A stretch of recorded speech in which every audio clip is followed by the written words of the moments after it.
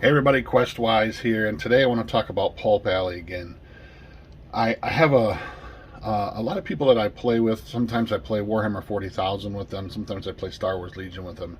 Variety of other games, and I've really been pushing this concept of Pulp Alley on them and how awesome I think this game really is. And I keep toting it as being the sort of perfect blend between a miniature skirmish game and a light role-playing system, and they seem to be a little bit confused by that. And one of the ways that I keep telling them that this works is that in most miniature games, you have characters, right? You have your leader characters, you have special characters, you have people who fit into the universe of that game, and they have stats.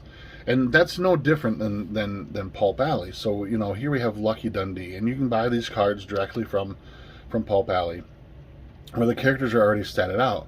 But what I really love about this game, and where I think this game shines extremely well, is the focus on your narrative. It's the story that you're telling, and there's no sort of set world. And what I mean by that is a lot of times, like when you're playing, say, something like Warhammer, there's already an established sort of universe there that you're fitting even though you might be doing narrative games and campaigns, you're still kind of fitting it into the narrative, into the sort of established lore of that universe. In Pulp Alley, there really isn't any. And it's really up to you. So you can base it upon any kind of thing you really want to do. If you want to do that kind of more severe, like dedicated pulp kind of feel, if you want to do, I've used this game to play Star Wars. We just did that recently. I've used it to do some science fiction stuff. You can play it solo, you can play it cooperatively, you can play it competitively. What I wanted to show you today is that for me, what really makes this game shine and what really drives the narrative home for me, and lets me be creative with this game, is that I can create my own characters. I can create my own sort of background to storylines. And so I just wanted to show you, this is a character that's pretty well known if you've played Pulp Alley at all. This is Lucky Dundee, and this is what a standard character card kind of looks like. Now you can buy these if you don't want to create your own characters and you just want established characters, you want leagues that are already put together. You can buy these figures, you can buy these leagues directly from the Pulp Alley store, and you're ready to go. You put the miniatures together. Most of them are metal, but there might be a few things to add. Paint them up, and then you're ready to go. But one of the things that I think is really makes this thing shine is that you can create your own characters. And there's a whole section in here on how to create those said characters. So on this page, this is page 9 and 10 of the core 2nd edition rulebook. It gives you the layout of how you're going to create your own characters. Now, one of the characters that I've been working on for quite a while now, establishing a backstory, establishing a league behind him, and coming up with adventure ideas and scenarios, and kind of creating his own sort of like his own mythos around this character, is Devil Dan Donovan. All right, and so what I'm going to do is, I've already created several versions of Devil Dan, but what I wanted to show you today is exactly how you could do that with Pulp Alley, and how easy it is to create your own characters, your own leagues. And I'll go through one character, I'll show you how I'm going to create Devil Dan, and then maybe in a later video I'll go into showing you how to create an entire league. So basically, creating a league, you have 10 slots on your roster. Your leader is a level 4, but they are free. It says right here the roster slots take up 0, because you always have a leader character. After that, your sidekicks, your allies, your followers, they're all going to cost roster slots.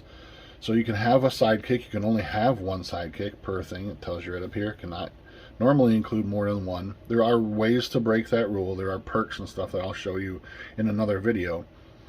But your sidekick's going to take up 3 slots on your roster of 10. In the same way, allies are going to take up 2, followers are going to take up 1. So you're creating a roster for your league. You're putting that together by adding these things. But your leader, and you only have ever one leader, will take up 0 roster slots. And that's what we're going to make today. Down below that, it's going to tell us what our health is. Our health in this game is determined by a die type. So I've made up a little cheat sheet. I always do my characters when I'm creating them. I put them on little 3x5 note cards. That way I can sort of throw them away or change them if I need to. I can scratch stuff off, and it's not like I lost a lot of money or something by, you know, like printing them out on premium paper every time. Although I probably will Devil Dan because he's pretty amazing. So the health for Devil Dan is going to be a D10. Your leader always starts with a D10, so we're going to put that in there. And in the later video, we might go into talking about how the health stats and all that stuff is determined when you're playing the game. But if you like the things that I'm talking about here, if this sounds appealing to you, I highly recommend, and I'll put a link down in the notes below, but go check out the official Pulp Alley YouTube channel. Dave over there goes step by step through almost everything in the game. So if you get the game and you start reading it and you're like, oh, that's a little confusing, I don't really know how that works, I guarantee you there's a video over on the Pulp Alley YouTube channel, and he'll be able to explain it to you. I'm just showing you the kind of the things that really excite me the most about Pulp Alley, but if you really want to learn how to play, I suggest checking out that YouTube channel. So next we have health, then we have dice. We have these 6 skills. We have, and I didn't write them out, but they are in down here. So you have brawl, you have shoot, you have dodge, you have might, you have finesse, and you have cunning. Okay, those are the 6 stats you're going to use. Most of these are sort of action stats. These ones are sort of like the stats that you're going to use for completing plot points or overcoming challenges, that types of thing. So it says we get to start 4 skills, which is what these are, with 3 dice. Now, Devil Dan, right? He's going to be a brawler. He's kind of a badass. So I'm going to put a 3 in brawl. So that's 1. I think he's pretty smart, so I'm going to put a 3 in cunning. He's a pretty tough guy too. He's pretty strong physically, so I'm going to put a 3 in might. And I have 1 left, and I don't know if I want to put it into shoot or if I want to put it into dodge. Dodge is great because dodge is one of those skills that never is affected by actions. It's never affected by taking injuries, and so that's always a nice one to kind of fall back on. But I tend not to do that much, so I think I'm going to give his 4th 3 dice into shoot, because I want him to be pretty good at that as well too. Okay, then it says the other 2 skills start at 2 dice, so we know that we can put 2 in finesse, 2 in dodge. Now here's where it gets really cool. Now I may have only put a 2 dice into dodge, but the next part of the process is that we're going to distribute die types. So like we did in health with the D10, now we're going to distribute, because our leader he's our main go-to person, right? The person that's going to be running your league. You want them to be very skilled. You want them to have lots of cool things. So 4 skills start at a D10. So even though I put a 2 in dodge, I think I'm going to put a D10 in there as well too. So he now has a 2D10 in dodge.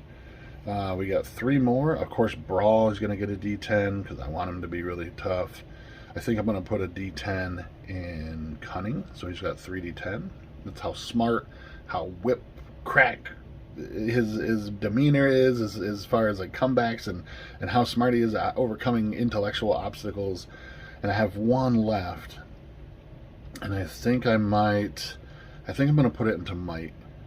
So I got a D10 there as well. Next step says 2 skills start at D8, so we only have 2 left, so we're going to do 3D8 in shoot and 2D8 in finesse. Okay? Then the next step is abilities. You get to choose 3 abilities, and they're from levels 1 to 4. So let me pop this open here. It's a couple pages later in the book here on page 13. You have 2 pages of level 1 abilities. You have 2 pages of level 2 abilities. You have a page and a half of level 3 abilities and 2.25 pages of level 4 abilities. Leaders are the only ones that can take level 4 abilities, unless there's some kind of special rule that changes that.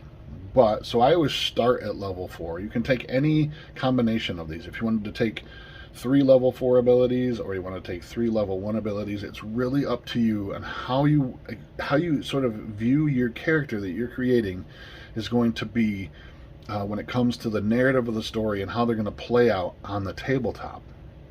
One of the ones I love for Devil Dan is a level 4 ability. It's called Danger Sense. And it is you automatically pass the first peril you encounter each turn. So I don't know if I talked about that earlier or not in one of the previous videos, but when you're doing stuff and you come across a perilous area or you come up to a plot point, you're going to draw from the fortune deck, and on the bottom of the fortune deck there's going to be a challenge. And every time you come into like a perilous area or you encounter a plot point, you have to pass a challenge.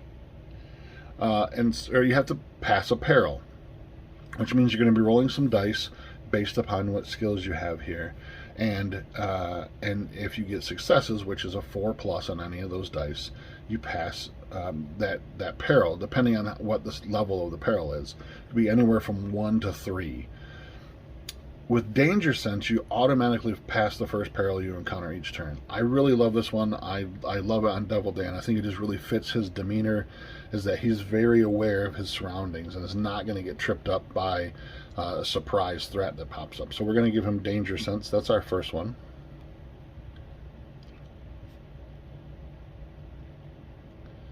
Okay, and we get 2 more. Because he's a leader, so he gets three abilities, and like I said, from levels 1 through 4, so he gets to choose from all of the charts. Next, I think I'm gonna go with. I picture him being kind of the bruiser. He's kind of the fist fighter kind of guy. And I don't want him to go down really easily. So what I'm going to do is I'm going to give him Rugged. That's our next one we're going to take. And Rugged says if you fail a health check during a brawl, I get to re-roll one of those dice. So I'm going to take Rugged. That's a nice one. So I expect that he's going to be fist fighting or brawling more than he's going to be shooting. He wants to get up there in the... Oops, I should put level 4. I want him to get up there in the action and start duking it out with the bad guys, right?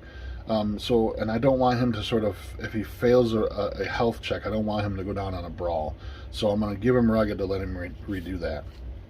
Another one, so now we're going to go back. And again, there's just pages and pages of these. So the customization ability is phenomenal. What we're going to do is we're just going to go back to level 1, because there is one more that I want to give him. And that is Fierce. All right, so Fierce says you can add +1 die to brawl. So actually over here what's going to happen, and it's a permanent change, so as a level 1 ability I'm going to give him Fierce, and we're going to permanently change his brawl to 4d10, and that's it. There's Devil Dan. There's Devil Dan Donovan ready to go. And then you can create the rest of your league. Remember, like I said, your leader doesn't take up any slots, but all the other ones do. And I'll go through in a further video on how to create an entire roster, a league of your very own, and I'll show you some miniatures I have for Devil Dan and his crew of dare-do-well. Until next time, I am Questwise. Stay safe, and as always, game on, my friend.